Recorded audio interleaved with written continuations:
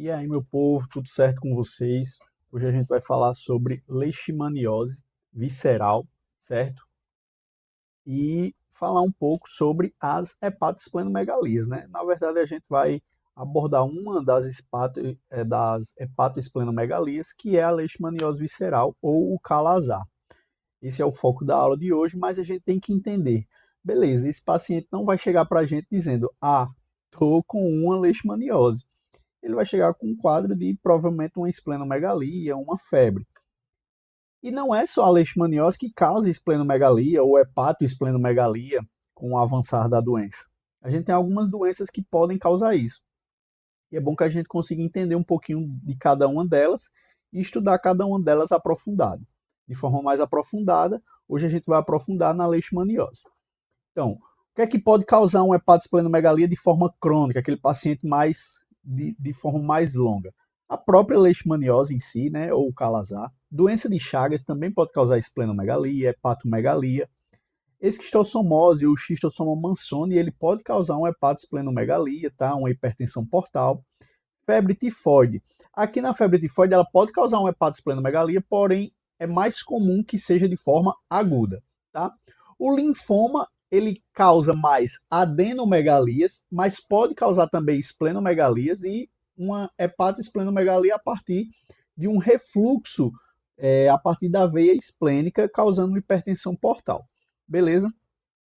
Mas vamos lá, o que seria uma leishmaniose, né? Primeiro, leishmaniose é uma doença parasitária causada por um protozoário flagelado, tá?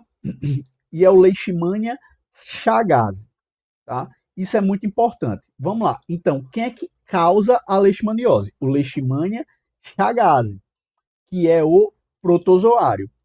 Porém, quem leva esse protozoário é um mosquito, tá? É o mosquito do gênero Lutzomia, tá? Principalmente o Lutzomia longipalpis. Depois eu vou falar direitinho, mas adiantando que quem leva a doença, ou seja, o vetor da doença é o Lutzomia, é um mosquito. Então esse protozoário chega ao ser humano através de um mosquito, mas quem causa a doença não é o mosquito, quem causa a doença é o protozoário flagelado, que é o Leishmania chagas, tá? Vai infectar principalmente os macrófagos, vai atingir sistema linfóide, principalmente os macrófagos e o baço. Beleza? É uma doença de notificação compulsória, então já anota aí que isso é muito importante. Beleza, eu vou notificar todas essas doenças todas as vezes. Quando é que eu notifico, quando eu não notifico? Vamos lá. Se é leishmaniose, você vai notificar. Agora, o que é que vai mudar? Se você está em uma região endêmica, o que é uma região endêmica? Locais onde tem muita incidência dessa doença. Como, por exemplo, Ceará, Bahia, Maranhão, Piauí, Mato Grosso do Sul, Mato Grosso e Minas Gerais, beleza? Em alguns locais do Rio de Janeiro, como a Baixada Fluminense, pode ter também. Se você está em alguma área endêmica e o paciente chega para você com esplenomegalia e febre, beleza, o paciente com leishmaniose tem esplenomegalia e febre. Você está numa área endêmica, você já notifica como leishmaniose. Agora, se você está numa área não endêmica, por exemplo, você está no Rio Grande do Sul, você está em São Paulo, não é uma área endêmica para leishmaniose. E o paciente chega para você com esplenomegalia e febre, beleza, você vai notificar. Porém, você só vai notificar depois de descartar os diagnósticos diferenciais, como linfoma, doença de Chagas, febre tifoide e qualquer uma outra que você esteja em dúvida ali ou que faça parte do diagnóstico diferencial da leishmaniose. Beleza? O vetor é um mosquito flebotomínio do tipo Lutzomia longipalpis, beleza? Então isso aqui é muito importante, tá? É um mosquito do tipo flebotomínio e o gênero dele é o Lutzomia e a espécie longipalpis, ok? Hoje em dia no Brasil existe uma instabilidade dos casos, ou seja, se te perguntarem alguma questão, os casos estão subindo, estão caindo? Não, os casos estão estáveis. Porém, a letalidade da doença está em queda. Por quê? O tratamento está bem melhor, o diagnóstico está bem melhor, o cuidado de saúde pública está melhor. Então, esses pacientes morrem menos. Por quê? Porque eu faço o diagnóstico de forma mais precoce, eu consigo notificar as autoridades sanitárias desse diagnóstico. evitam uma epidemia, ok? E uma coisa importante de lembrar é que 60 a 80% das pessoas que têm contato com o Leishmania Chagas não vão desenvolver a doença. Ou se desenvolvem, vão controlar por si próprio. Eles não vão desenvolver a forma crônica da leishmaniose, não vão desenvolver o calazar propriamente dito, ok? E a gente vai entender o porquê que isso acontece. Mas vamos lá. E por que uma esplenomegalia? O que é que acontece que a leishmaniose vai causar essa esplenomegalia? Primeiro, esse protozoário da leishmaniose, o leishmania, gosta de infectar quem? Ele gosta de infectar macrófagos. Os macrófagos vão para onde? Para o baço. Eles se disseminam para o baço. O baço é um órgão linfóide. Então, esse órgão linfóide vai agregar células do nosso sistema de defesa. Uma delas, os macrófagos. Esses macrófagos infectados vão para o baço. Lá no baço eles vão se replicar. Então o protozoário ali dentro daquele macrófago replica, replica, replica até que ele estoura e infecta outros macrófagos. Beleza? Isso vai causar uma inflamação no baço. Esse baço, pela inflamação, pela disseminação dos macrófagos, começa a aumentar. Quando o baço aumenta, ele começa a gerar um refluxo de sangue pela veia esplênica. E aí esse retorno vai para o fígado. Então olha como é que funciona. Eu gero uma hepatomegalia por conta da esplenomegalia. E por que eu gero uma esplenomegalia? Porque a leishmaniose infecta os macrófagos intracelularmente. Os macrófagos vão para onde? Vão para o baço. Se os macrófagos vão para o baço, quando eles chegam no baço, eles vão replicar, inflamar, vão aumentar, vai ter um edema na região, vai ficar engurgitado esse baço. O baço muito grande começa a fazer um aumento de pressão. Essa pressão faz com que o sangue reflua. E aí essa veia esplênica aqui começa a engurgitar sangue. Engurgitando sangue, começa a engurgitar onde? Olha para onde ela vai, a veia esplênica. A veia esplênica vai lá para a veia porta. E aí eu começo a deixar esse fígado grandão. Por quê? Porque eu tenho um refluxo de sangue pela veia esplênica para o fígado, deixando ele engurgitado. Então eu vou causar uma hepatoesplenomegalia, uma forma crônica da doença. E aí quem causa a leishmaniose a gente já sabe. Quem causa a leishmaniose é quem? É o Leishmania chagas, que é um protozoário flagelado. Ele é quem? Ele é o nosso agente etiológico. O agente etiológico é quem vai causar a doença. Quem traz a doença é o vetor. O vetor é o mensageiro. É ele quem leva aquela doença. É ele quem leva o protozoário. E no caso da leishmaniose visceral, quem vai ser o vetor? O Lutzomia longipalpis. O Lutzomia longipalpis vai levar o Leishmania chagas até o ser humano ou até o animal e vai causar a leishmaniose, beleza? E aí só um detalhe, aqui é menos frequente, porém a gente pode ter o Lutzomia cruzi, principalmente nas regiões do Mato Grosso do Sul e Mato Grosso pode ocorrer do vetor, em vez do Lutzomia longipalpis, pode ser o Lutzomia cruzi, beleza? E além do Leishmania chagas, caso seja perguntado em alguma questão que você esteja fazendo, existe também outros tipos de Leishmania. O Leishmania chagas é o que causa a doença aqui no Brasil ou na América Latina, pode-se assim dizer. Mas no velho mundo, entre aspas, que seria Europa, Ásia, a Leishmania donovani pode causar a leishmaniose. Então, a mesma doença vai ser causada por dois agentes etiológicos diferentes do mesmo gênero. Beleza? E aí a gente falou que o Leishmania chagas era um protozoário flagelado. E aí eu queria facilitar um entendimento. Quando você vê esse nome mastigota, leia flagelo, tá? Então, quando você vê um promastigota, imagine que é um que tem um flagelo inicial, certo? É um promastigota, ou seja, ele tem flagelo. Agora, quando você vê um amastigota, o que é isso? Lembra que o A é um prefixo de negação.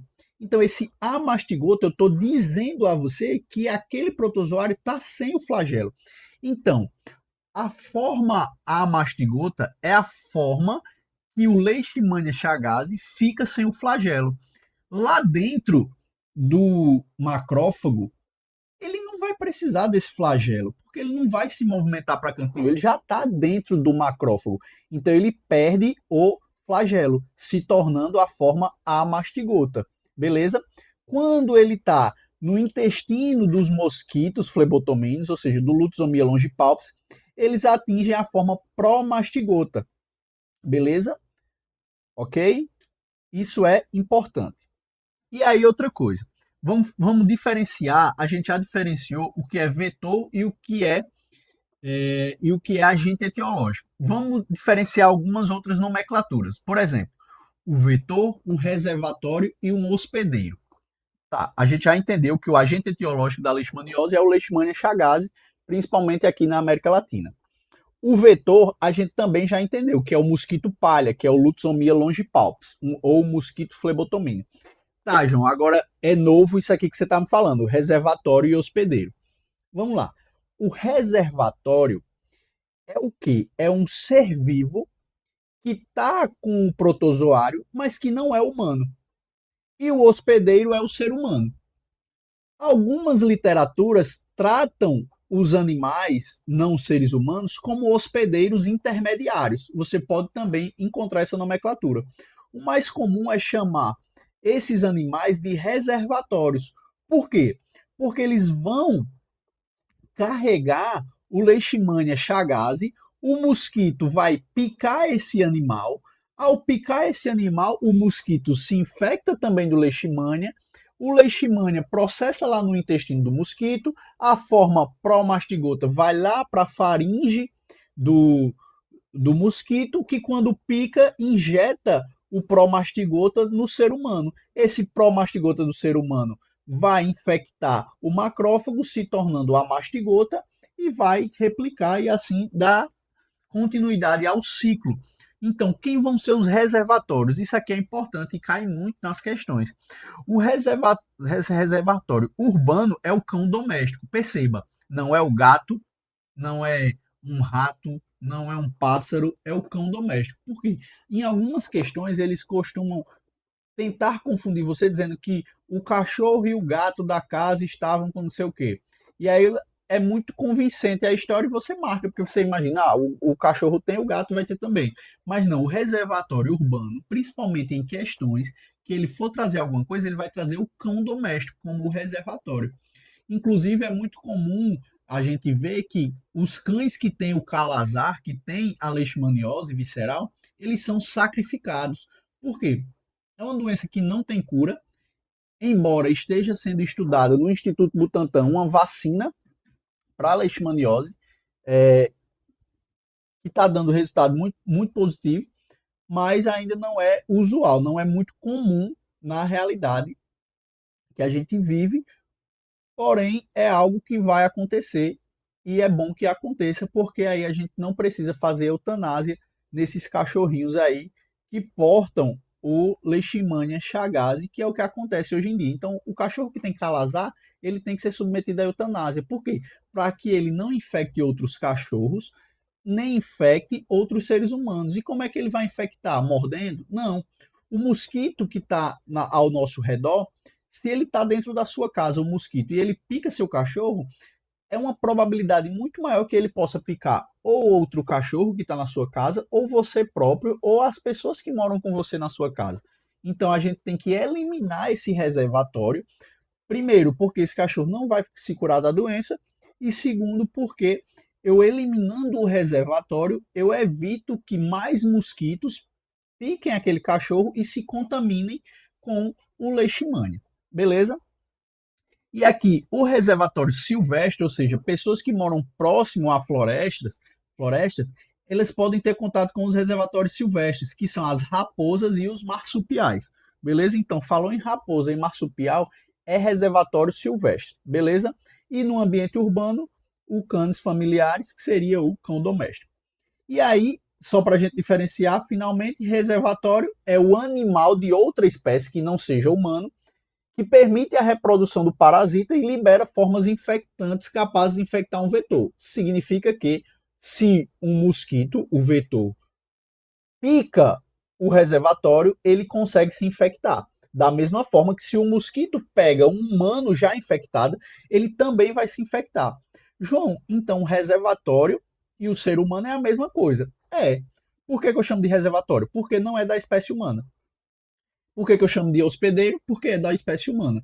Posso encontrar em alguns locais chamando os reservatórios de hospedeiros intermediários. Beleza? E aí vamos ver o ciclo da doença. Como é que funciona esse ciclo da doença? Uma coisa interessante da gente lembrar é que o flebotomínio que vai picar e transmitir é o flebotomínio fêmea, um mosquito hematófago, ou seja, um mosquito que se alimenta de sangue. E geralmente ele sai à tarde, no entardecer e na noite, beleza? Então vamos lá. Esse mosquito fêmea, quem causa a doença é o leishmania. Quem leva a doença é o mosquito, o Lutzomia longipalpis. O mosquito flebotomínio também é assim conhecido e é a fêmea. Então, se falar alguma coisa de macho do mosquito, não marque porque é falso. Quem leva a doença é o mosquito fêmea. Beleza. Aí vamos botar que esse mosquito picou ou o ser humano, ou um cachorro, ou uma raposa, por exemplo. Picou alguém que está infectado. Pode ser o ser humano ou pode ser os reservatórios. A partir do momento que ele picou, vai entrar esses amastigotas, essas células cheias de amastigota, ou seja, o mosquito picou o ser humano. Quando puxar o sangue, o que é que vai vir também? Macrófagos.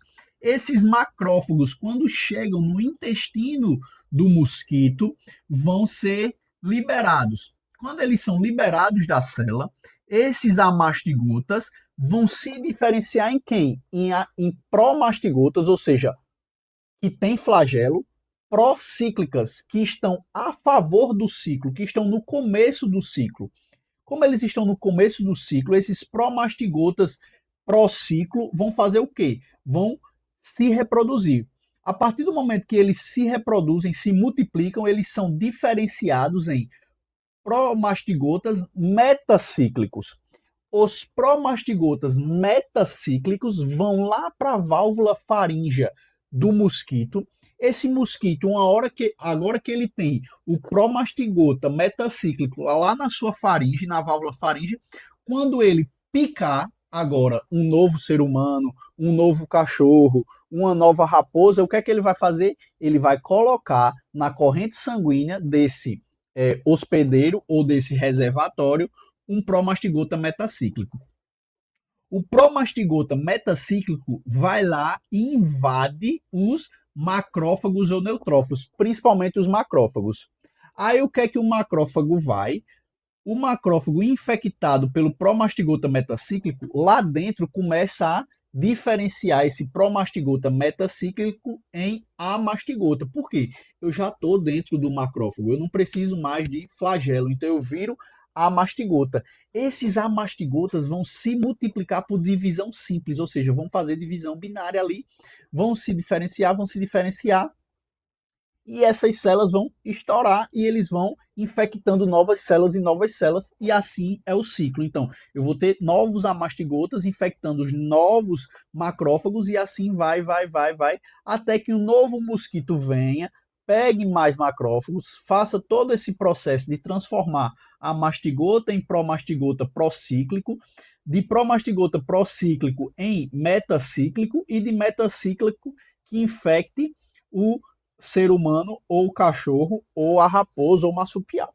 Beleza? Então, lá no meu mosquito eu vou ter quem? Vou ter a mastigota, que se transforma em promastigota procíclico, que se transforma em promastigota metacíclico.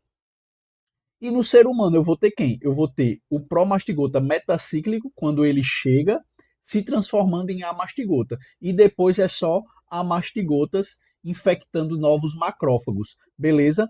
Tanto que quando ele sai do ser humano, ou quando ele sai do cachorro, ele sai pelos macrófagos, pela forma de amastigotas, beleza? Então vamos falar da fisiopatologia da leishmaniose. Beleza. aconteceu tudo isso que a gente falou, o mosquito que pegou macrófago, cheio de amastigota, chegou no intestino do mosquito, virou promastigota procíclico, o promastigota procíclico se reproduziu, virou promastigota metacíclico já depois do ciclo. Esse promastigota metacíclico vai lá para a válvula faríngea do mosquito.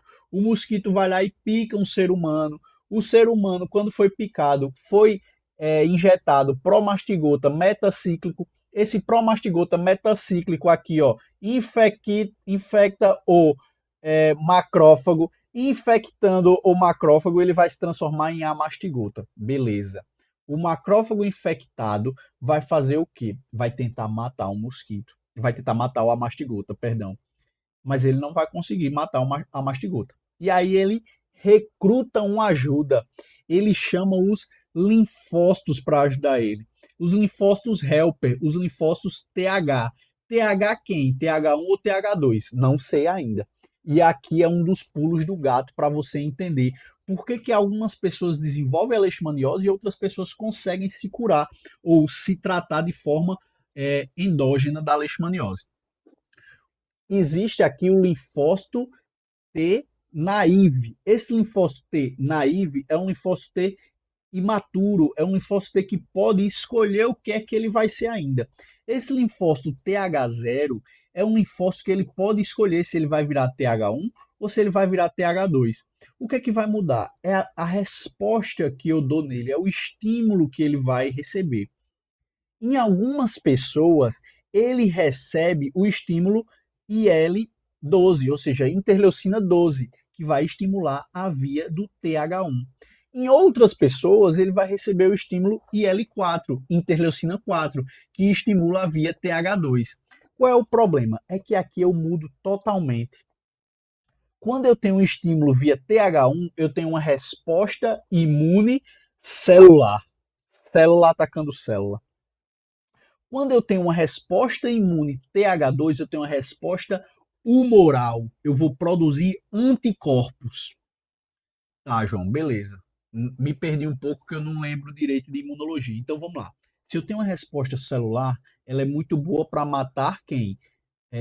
Invasores intracelulares. Agora, invasores extracelulares é muito bom um anticorpo, uma resposta humoral. Tá, entendi. Então, se a resposta TH1 é melhor para invasores intracelulares, é melhor que eu tenha uma resposta TH1. Por quê? Porque o meu a mastigota está infectando lá dentro do macrófago, então é intracelular. Exatamente. Então, o que é que a gente quer no mundo ideal? O que é que as pessoas imunocompetentes e que têm contato com a leishmaniose, mas não desenvolvem a leishmaniose, o que é que acontece? Quando eu tenho o macrófago chegando lá no linfócito e dizendo me ajuda aqui, esse linfócito, através da interleucina 12, se desenvolve em linfócito TH1. Esse linfócito TH1 vai secretar interferon gama, TNF-alfa e interleucina 2. O que é que essas quimiocinas vão fazer? Elas vão estimular mais macrófagos mais poderosos a matarem essas células infectadas aqui. Então eu vou ter uma destruição celular dos macrófagos que estão infectados e assim destruindo os amastigotas, destruindo os Leishmania chagas. Agora, quando eu tenho um estímulo de interleucina 4 e eu tenho um linfócito TH2 que secreta mais interleucina 4, aí ele vai estimular a produção dos plasmócitos, que são os linfócitos B ativos, a produzirem imunoglobulinas, o IgG, IgM, IgE, a produzir imunoglobulinas. Essas imunoglobulinas, elas não vão conseguir matar esse patógeno intracelular. Então, essa resposta não vai neutralizar a infecção. Então, o paciente que desenvolve uma resposta humoral via TH2, ele vai ficar doente. Então, o paciente que tem uma resposta TH2, ele vai ficar doente. Beleza? E aí, como é que você pode lembrar? TH2, TH2S de SUS. Pega o S do final do TH2 E lembra do SUS, ou seja, o paciente que tem a resposta TH2 é o paciente do SUS que vai ficar doente. Beleza? Não que um paciente que não seja do SUS não possa ficar doente, mas lembra desse joguinho do S para você lembrar. SUS, Sistema de Saúde, paciente doente. E é quem? O TH2. Então, se um paciente que é infectado pelo Leishmania Chagas desenvolve uma resposta TH2, ele vai desenvolver a forma crônica da doença. Já o paciente que desenvolve uma resposta TH1, ele vai desenvolver uma resposta imunocompetente. Beleza? E aí alguns detalhes, né? A incubação do Leishmania Chagas pode durar de 2 semanas até 6 meses, tá? Uma coisa importante aqui, ó, ele faz latência em linfonodos. Então, aquele ser humaninho aqui, ó, que a gente falou da resposta TH1, que é imunocompetente, que se tratou por si próprio, o sistema de defesa dele resolveu, esse amastigota aqui, ele pode ficar latente aonde? Lá nos linfonodos. E aí, se esse paciente, depois de um tempo, vira imunocomprometido como? Começa a fazer uso de corticoide crônico, desenvolve uma AIDS, vira portador do HIV e desenvolve a AIDS, desenvolve um câncer, desenvolve alguma situação de imunossupressão, esse paciente pode ter uma exacerbação dessa leishmaniose que estava latente nos linfonodos e exacerbar essa doença. Beleza? A reprodução é na polpa branca do baço, né? Tem a polpa branca e a polpa vermelha, só um detalhe, tá? E na fase de supressão medular, ou seja, João, mas você não falou disso ainda. Vou falar agora. A leishmaniose pode fazer uma supressão medular. Quando essa leishmaniose faz uma supressão medular, o que é que a medula produz? Células sanguíneas. Quais células? Glóbulos brancos, glóbulos vermelhos e as plaquetas. Se eu tenho uma supressão medular, por quê? Porque o leishmania infectou os macrófagos que vão infectar a medula óssea, e essa medula óssea infectada vai parar de produzir, eu vou ter uma pancitopenia, ou seja, eu vou ter uma redução das células sanguíneas. Então, eu vou ter uma anemia, uma queda dos glóbulos vermelhos, eu vou ter uma leucopenia, uma queda dos glóbulos brancos, e eu vou ter uma plaquetopenia, uma queda das plaquetas. Se eu tenho uma leucopenia, o que é que eu tenho? Infecções de repetição. Então, eu vou desenvolver pneumonias, vou desenvolver otite médias agudas, infecções do trato urinário, sinusites, posso desenvolver todos esses tipos de doença. Beleza? E aí, vamos relembrar o passo a passo que a gente acabou de falar. Então, o promastigota metacíclico infecta o ser humano e vai lá para o meu macrófago, vira a mastigota, esse amastigota vai infectando outros macrófagos, além de macrófagos, pode ser neutrófilos, eosinófilos, células dendríticas, ou seja, todo o sistema imunológico, sistema linfóide, principalmente o macrófago, beleza? E aí, quando eu tenho no início esse amastigota invadindo neutrófilos, aí rompe neutrófilo, gera inflamação, invade outras células. Essas células dendríticas que também vão ser infectadas e vão querer apresentar esse leishmania para outras células de defesa, gera inflamação, vão lá no hipotálamo, desregulam o centro, vão produzir, não as células vão no hipotálamo, mas vão produzir uma inflamação que vai gerar interleucina 6, que vai lá no hipotálamo e gera febre. Então esse paciente tem um quadro inflamatório e tem febre. Outra coisa que nessa primeira fase acontece, o paciente que fica doente é o paciente que responde com a resposta TH2, 2S de SUS. É o paciente que fica doente. Esse paciente que tem uma resposta TH2, o que é que a resposta TH2 faz? Começa a produzir anticorpo, começa a produzir globulina. A globulina vai resolver o problema? Não. Não vai tratar a infecção intracelular, mas ela vai ser produzida. E aí, o que é que acontece? Hipergamma-globulinemia. Então, vamos lá. A gente está falando aqui de fisiopatologia e da clínica que esse paciente vai desenvolver. O paciente vai ter febre. Por quê? Eu tenho esse amastigota invadindo células de defesa, neutrófilos, eosinófilos, células dendríticas, tá? Gerando inflamação, gerando interleucinas, que vai causar essa febre, beleza? Outra coisa que acontece é resposta TH2 produzindo muita interleucina não, perdão, muita globulina, causando uma hipergama globulinemia.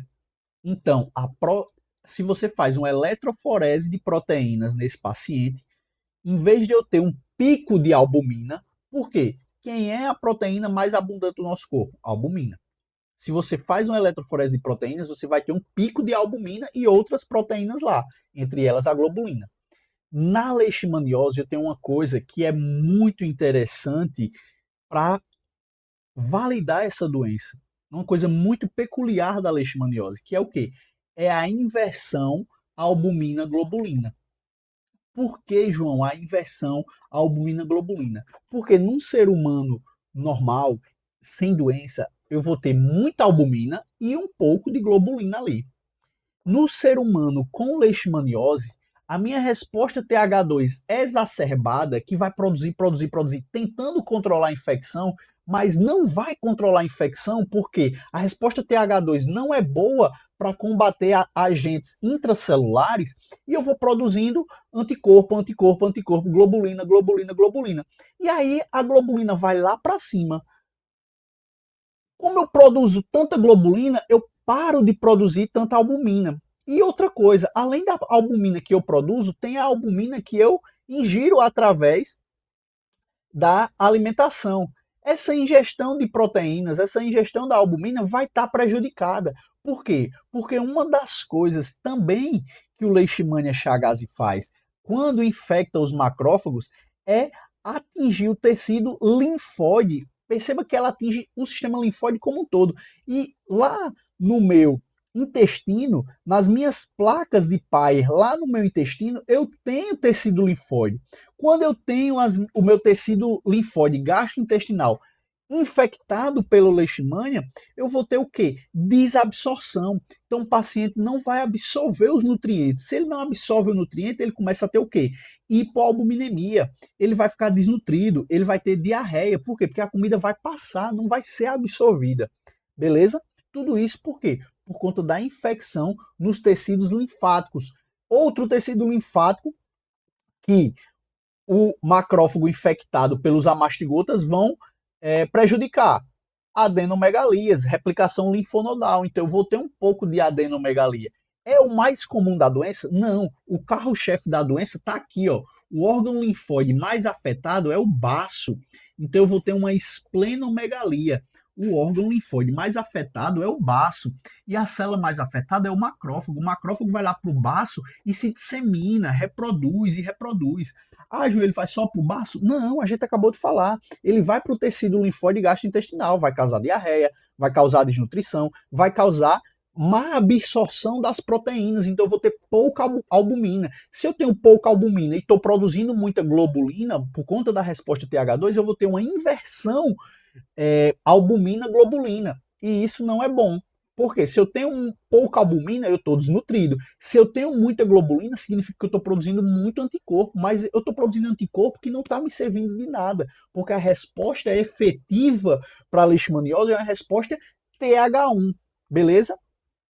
Então, além de febre, hipergamaglobulinemia, adenomegalia, esplenomegalia e a hepatomegalia pelo refluxo, por conta daquilo que a gente já falou, eu vou ter também diarreia, desnutrição e hipoalbuminemia.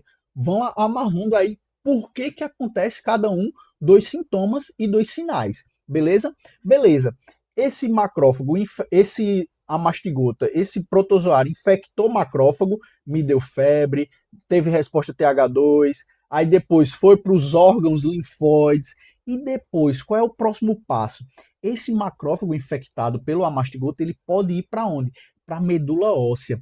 Quando ele vai para a medula óssea, ele quebra todo o sistema de produção da medula óssea, porque ele infectou ali aquela região. E aí eu começo a ter o quê? Uma pancitopenia. A minha medula não produz o que ela iria produzir. Que é quem? As minhas células sanguíneas. Ela não vai produzir mais glóbulo vermelho, então eu começo a ter anemia. Se eu tenho anemia, qual é o sintoma que o paciente vai me relatar? Cansaço, fraqueza, astenia, uma moleza. Tá? Outra, aí beleza, não produz glóbulo vermelho, anemia, fraqueza, astenia, cansaço. Não produz o glóbulo branco, leucopenia. Leucopenia, o paciente vai estar imunodeficiente. Imunodeficiente, ele começa a ter o quê? Infecções de repetição. Não produzo plaquetas suficientes. Se eu tenho uma plaquetopenia, o que é que meu paciente começa a ter? Petequias, sangramentos, epistaxe, beleza? Com isso a gente amarra o porquê de acontecer o quadro clínico da leishmaniose, o porquê de cada patologia, da fisiopatologia e o imunológico por trás. O que é o imunológico por trás? É que a resposta, em vez de ser TH1 para o paciente ficar bem, a resposta vai ser TH2. A partir de quem? Da interleucina 4. Se fosse interleucina 12, eu ia ter resposta TH1. E aí eu tenho a resposta TH2, 2 de SUS, o paciente está doente. Beleza? E aqui só amarrando, é um paciente que da leishmaniose ele vai ter o quê? Tudo isso que a gente falou. Febre, esplenomegalia, hepatomegalia, diarreia, caquexia, vai ficar consumido, vai ficar emagrecido. Vou ter uma hipergamaglobulinemia, vou ter uma inversão da relação albumina-globulina. Eu tenho que ter mais albumina do que globulina. Se eu tenho mais globulina do que albumina, tá invertido, tá errado. Beleza? Hipoalbuminemia e pancitopenia, anemia, infecções por leucopenia, sangramentos por plaquetopenia. E aí, existem algumas formas clínicas da leishmaniose. Qual é a primeira forma clínica? É uma forma oligossintomática. É o paciente que vai ter uma febre, sudorese, tosse seca, diarreia, uma adenomegalia leve, uma esplenomegalia leve. E aí, beleza, oligossintomática. É o paciente que não vai desenvolver. Ele vai passar por essa leishmaniose. Beleza, se tu tem uma febre, tu acha que tu tá com leishmaniose? Não. Ah, tô gripado, tô suando, tô com uma amidalite, tive uma febre, tô com tosse seca, dor de garganta, tive uma diarreia, o que é uma virose, é uma coisa que eu comi, uma adenomegalia. Você nem vai perceber. E se perceber, você vai achar que é por conta da dor da garganta. Esplenomegalia leve. Aqui, ou não tem ou é muito leve. Você não vai perceber em você próprio. Então, vai passar despercebida. Parece uma gripe. Entre 3 e 6 meses depois desse episódio, o paciente vai ter o quê?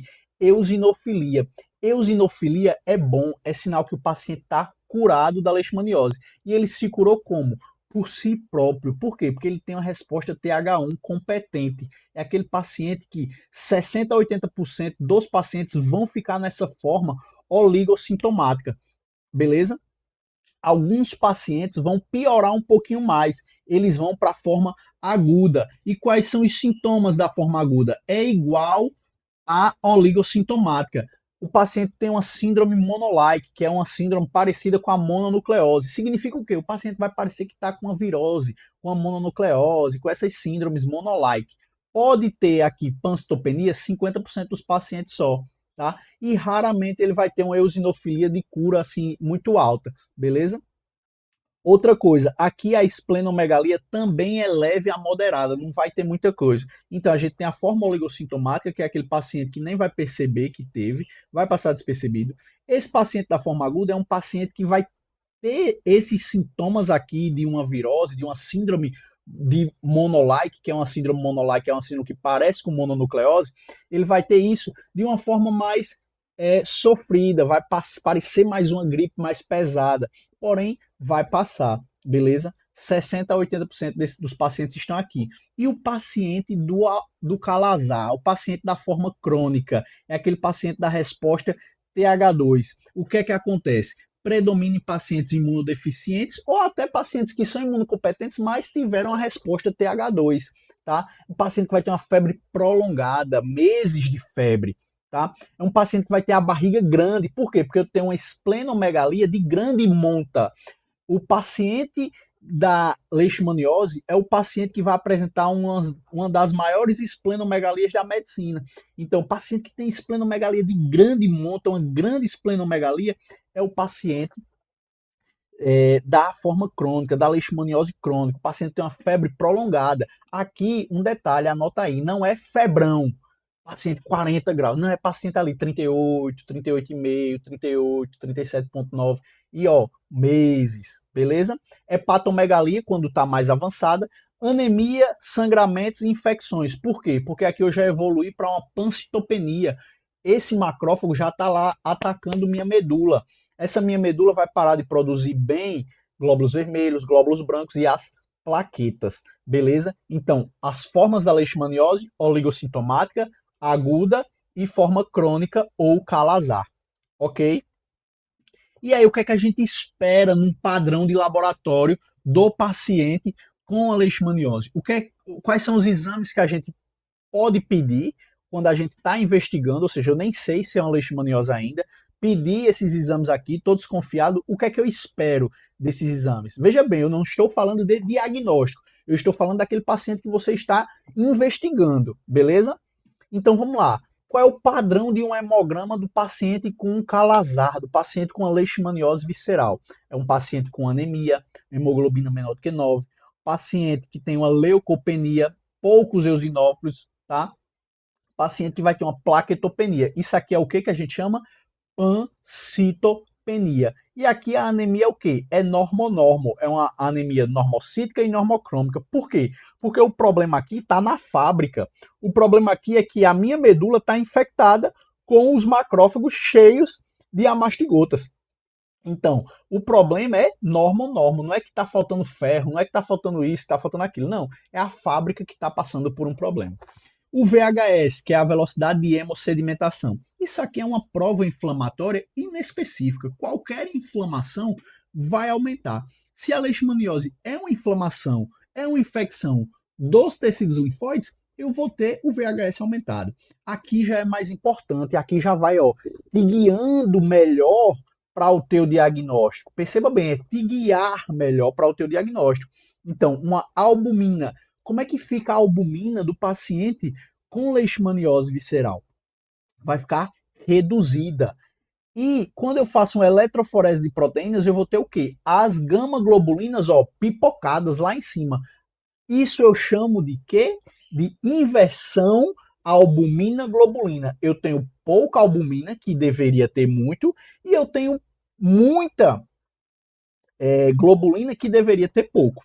E o AST-ALT, que é o TGO-TGP, marcador de lesão hepática. Eu vou ter uma discreta elevação, principalmente num paciente mais crônico, mais prolongado, que já deu tempo de fazer hepatomegalia. E agora falando de diagnóstico, tá? Aqui é padrão de laboratório, ou seja, aqui eu não estou dando diagnóstico, aqui é como esse paciente se apresenta no laboratório. Agora, para eu dar o diagnóstico, o que é o padrão ouro? São os testes parasitológicos. Por quê? Essa doença é causada por um protozoário, por um parasita que infecta a minha célula. O que é que eu vou dizer se é leishmaniose? Eu olho a célula e vejo se tem protozoário ali. Se tem a mastigota dentro da célula, principalmente da onde? Do baço, eu digo então que tem leishmaniose. Aí eu fiz o diagnóstico. Então, o padrão ouro é o quê? O aspirado esplênico. Quando a gente fala de diagnóstico, eu posso ter o diagnóstico parasitológico, que é o que eu vou ver o parasita, ou eu posso ter o diagnóstico sorológico, que é através de imunoensaios. Se eu comparo esses dois, o padrão ouro é o parasitológico. Dentro do parasitológico, eu tenho o aspirado esplênico, o aspirado de medula óssea e o aspirado ou esfregaço do sangue periférico. Qual é o padrão ouro?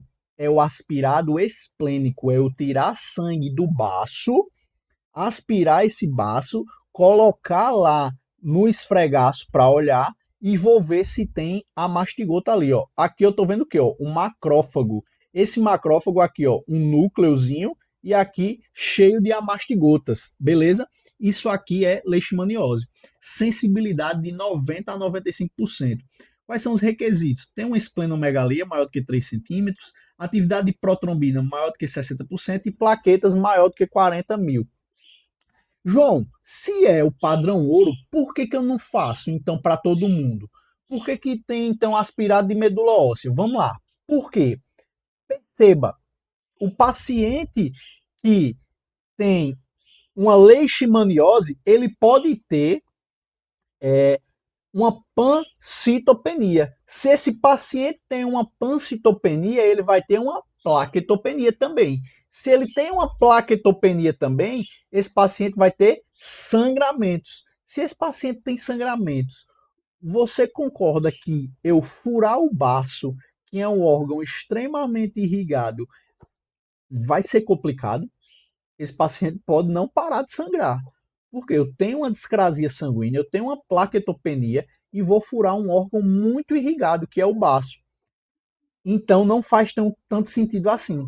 Para esse paciente que tem uma plaqueta menos do que 40 mil ou uma atividade de protrombina menor do que 60%, é um paciente que tem uma discrasia sanguínea, é um paciente que vai sangrar, esse paciente eu não vou fazer o aspirado esplênico. Então eu posso lançar a mão de quê? De um aspirado de medula óssea, que tem uma sensibilidade de 70%. É um exame muito bom também, beleza? Agora, caso não seja possível fazer um aspirado de medula óssea, fazer um esfregaço de sangue periférico, fazer um aspirado esplênico, eu posso ir para onde? Para os testes sorológicos. Porém, eu só faço os testes sorológicos quando eu não tenho a opção de fazer a primeira opção. E a primeira opção é quem? A primeira opção são os testes parasitológicos. Beleza? Então, só para amarrar aqui, se eu tenho um aspirado esplênico que mostra a mastigota, tem o diagnóstico. Se eu tenho um aspirado de medula óssea que mostra a mastigota, tem o diagnóstico. Um esfregaço sangue periférico que mostra a mastigota, tem o diagnóstico. Agora, quando eu venho para os testes sorológicos, quando é que eu tenho o diagnóstico? Quando eu tenho um teste positivo, tá? E eu tenho um quadro de esplenomegalia febril em zona endêmica. Então eu tenho que associar esse dado clínico sorológico, beleza? É um paciente que tem febre, tem esplenomegalia, está numa zona endêmica e, pum, deu positivo para o teste sorológico. Aí, beleza, posso dar o diagnóstico de forma tranquila desse paciente. Então, o diagnóstico da leishmaniose, para a gente deixar amarradinho, é o quê? É um diagnóstico parasitológico. Não sendo possível o diagnóstico parasitológico, eu posso fazer o clínico imunológico ou o clínico sorológico, que é associar a clínica do paciente com o resultado sorológico. Quais são os testes que o Ministério da Saúde diz para a gente que pode ser usado para o diagnóstico da leishmaniose? Eu posso fazer o IF ou RIF, que é o teste da imunofluorescência indireta, posso fazer o ELISA, que é o ensaio imunoenzimático, e tem os testes rápidos imunocromatográficos, que é o RK39, que esse K39 é uma proteínazinha do protozoário, beleza? São menos sensíveis que os parasitológicos, porém são muito bons também, principalmente quando a gente associa a clínica. Então, quando é que eu faço esse diagnóstico por método imunológico ou sorológico? Quando eu tenho um quadro suspeito, tá? Tenho um quadro suspeito e tenho uma imunofluorescência indireta, né, que é esse RIF, com um título maior do que 1 para 80. Se o título der 1 para 40, ele vai dar 1 para 20, 1 para 40, 1 para 80, beleza? Ele vai sempre dobrando. Se ele der 1 para 40, você vai repetir em 30 dias, beleza? Ou seja, aquele paciente que tem toda aquela clínica lá, você pede um sorológico. Pediu sorológico e o paciente deu 1 para 40, você repete em 30 dias. De 1 para 80 ou mais do que 1 para 80, você já dá o diagnóstico de leishmaniose visceral, beleza? No RK39, se ele dá positivo, você também associa a clínica e faz o diagnóstico da leishmaniose visceral. Não tem mistério aqui, beleza? E aqui, só para a gente falar um pouco, que é a reação de Montenegro, que é usada para a leishmaniose tegumentar americana, mas para a leishmaniose visceral a gente não usa. Então a gente fala só para dizer que não usa. E o que é a reação de Montenegro, né? Ou intradermo reação de Montenegro? Você vai injetar na pele, intradermicamente falando, partículas de promastigotas mortos, tá? Tá morto já. Você vai injetar essas partículas de promastigotas mortos. Depois de 48 horas, você vai medir a mácula que faz. Se eu tenho mais do que 5 milímetros de halo, é um teste positivo. Significa que reagiu aquele promastigota, ou seja, que o corpo tem memória imunológica contra o promastigota e reage. Então é um teste positivo, significa que teria leishmaniose. No teste negativo é quando dá menos do que 5 milímetros. Beleza. Agora vamos dar uma relembrada. Para que eu possa reagir aos promastigotas ou reagir à leishmaniose, eu tenho que ter o quê? Uma resposta celular. Porque a gente viu que a resposta que vai funcionar para a leishmaniose, para a leishmania chagas, para a leishmaniose visceral, é uma resposta celular. Então vamos lá. Se eu tenho resposta celular, aí vai dar positivo. Mas peraí, se eu tenho resposta celular, provavelmente eu não vou desenvolver a doença. Para eu desenvolver a doença, eu tenho que ter uma resposta humoral, uma resposta TH2. E E se eu tenho uma resposta TH2, ou seja, se eu tenho leishmaniose, tive uma resposta TH2, eu não vou ter uma resposta celular, uma resposta TH1. Se eu não tenho resposta celular, eu não consigo reagir contra esses promastigotas que eu coloquei aqui. Se eu não consigo reagir, então o meu teste vai dar negativo. Aí você diz, o teste deu negativo, o paciente não tem leishmaniose. Nada a ver. Por quê? O teste deu negativo porque eu não tenho resposta TH1. Por não ter resposta celular, resposta TH1, o teste deu negativo. Mas eu tenho a doença justamente por isso. Então o índice de falso negativo é muito alto. Porque, beleza, o teste pode dar negativo porque eu não tenho leishmaniose. Pode ser que isso aconteça, ok.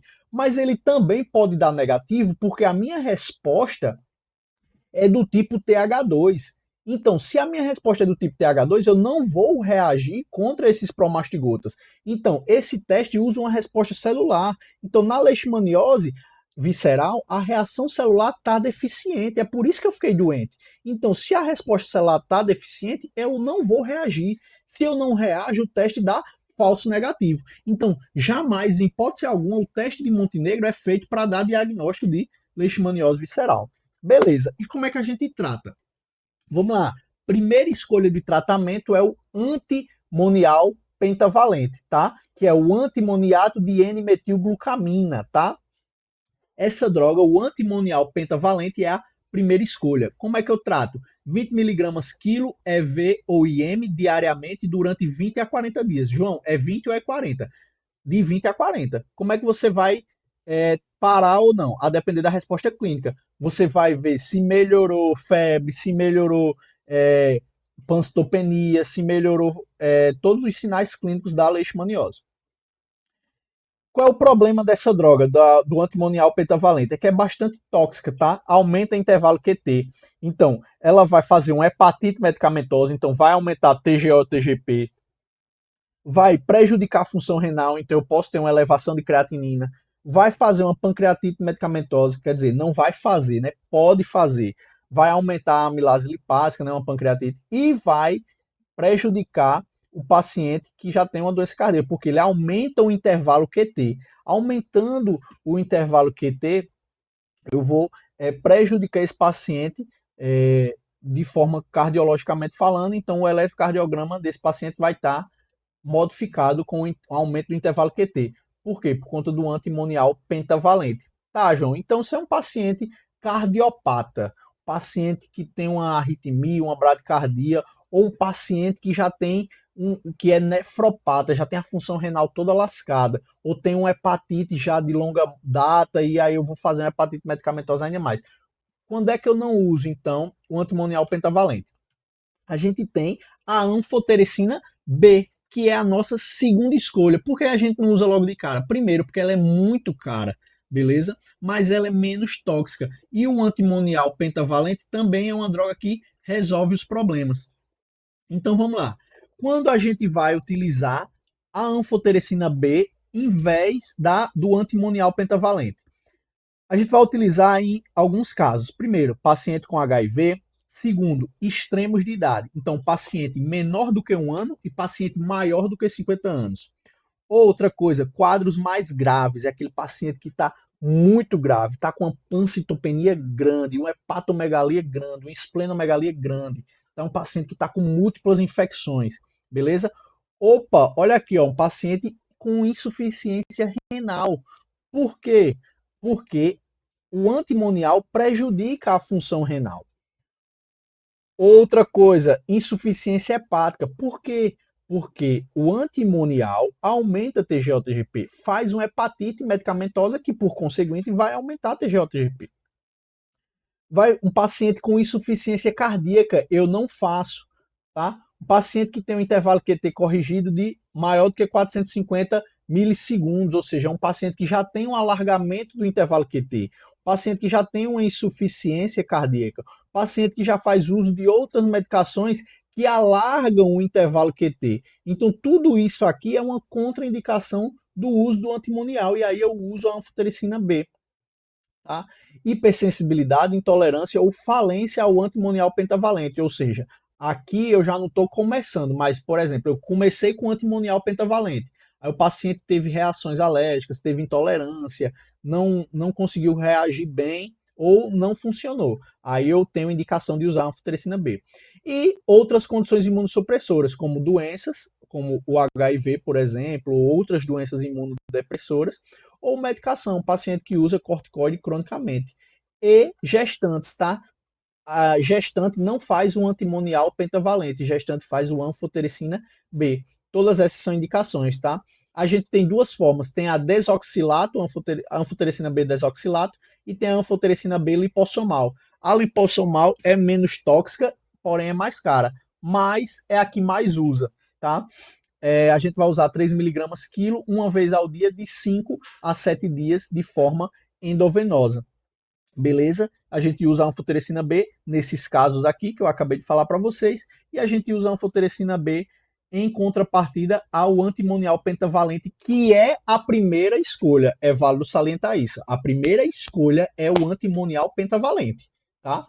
Quando eu não faço o antimonial pentavalente, se o paciente tem algum desses critérios aqui, tem HIV, tem extremo de idade, tem insuficiência renal, tem insuficiência hepática, tem insuficiência cardíaca, beleza? E os pacientes neutropênicos, o que é que a gente faz de diferente? Se o paciente tem uma contagem de neutrófilo menor do que 500 por milímetro cúbico, a gente vai fazer ceftriaxona e oxacilina até subir a contagem acima de 500. Subiu a contagem dos neutrófilos, aí eu mantenho por 3 a 5 dias e continuo com a anfotericina B, beleza? E aí, quando é que esse paciente está curado finalmente? Fiz o tratamento, esse paciente, quando é que eu digo? Ele está curado, ele está se curando, pelo menos. Quando ele tem uma melhora da febre por volta do 5º dia de medicação, tá? Então eu vou fazer de 20 a 40 dias do antimonial, e aí por volta do 5º dia ele já está melhor da febre. Isso é um bom sinal, sinal de melhora. Quando a hepatosplenomegalia começa a regredir, principalmente depois da primeira semana que isso começa. A pancitopenia depois da segunda semana, então estou aí com 14 dias de uso do antimonial e a pancitopenia começa a reduzir, sinal de melhora, sinal de cura. Quando a inversão da albumina globulina começa a mudar, vai inverter de uma vez? Não. Essa inversão albumina globulina é mudada depois de meses que eu terminei. Eu vou fazer lá, por exemplo, o antimonial por 40 dias. E aí a inversão albumina globulina vai melhorar depois de 3, 4, 5, 6 meses aí. Beleza? Porém, ela é a última a mudar. Aí sim esse paciente está curado, beleza? E a eosinofilia é o sinal de desaparecimento total e é um fator protetivo para recidivas da doença. Então, se depois de 6 meses esse paciente começou a ter uma eosinofilia, isso é um bom sinal, sinal que o paciente está curado, sinal que o paciente provavelmente não vai ter recidivas, tá? E aí o controle da leishmaniose, só para a gente finalizar, como é que eu controlo a leishmaniose?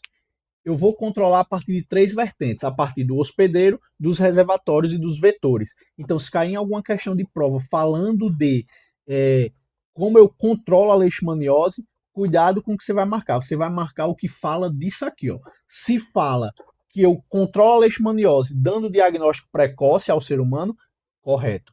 Eu controlo a leishmaniose fazendo a vigilância do tratamento, correto.